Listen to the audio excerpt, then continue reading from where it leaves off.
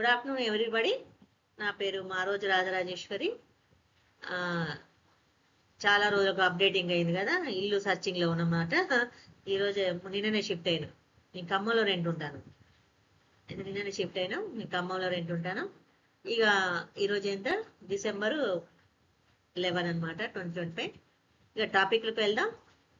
మా రోజు Rajarajeshwari ISPC academy total online free classes అండి. ఆన్లైన్లో మొత్తం ఫ్రీ క్లాసెస్. ఎక్కడైతే నా క్లాసెస్, నా వాయిస్, నా వీడియో క్లాసెస్ ఉంటాయో ఆ అకాడమీలు అన్నింటిలో కూడా ఆన్లైన్ అన్ని మొత్తం ఫ్రీ అనమాట. అన్ని ఫ్రీయే.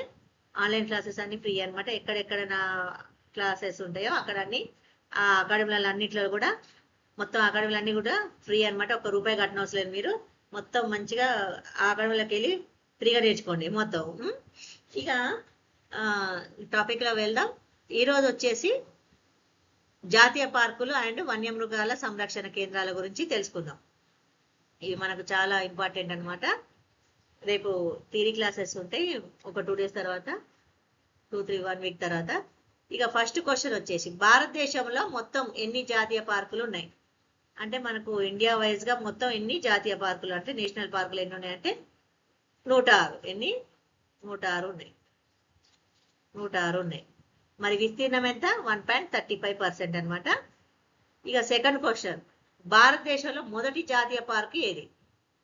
మొదటి జాతీయ పార్క్ ఏదంటే కేలి నేషనల్ పార్క్ అనమాట. మొదటి జాతీయ పార్క్ ఏది?